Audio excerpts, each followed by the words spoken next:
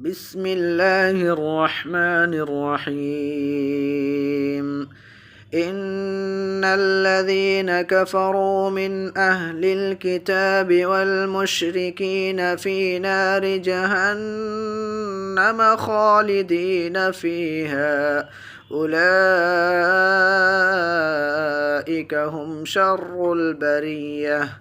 إن الذين آمنوا وعملوا الصالحات أولئك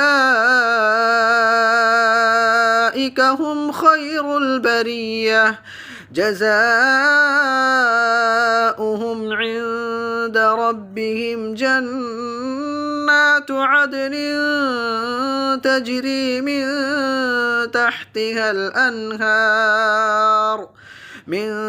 تحتها الأنهار خالدين فيها أبدا رضي الله عنهم ورضوا عنه ذلك لمن خشي ربه صدق الله العظيم.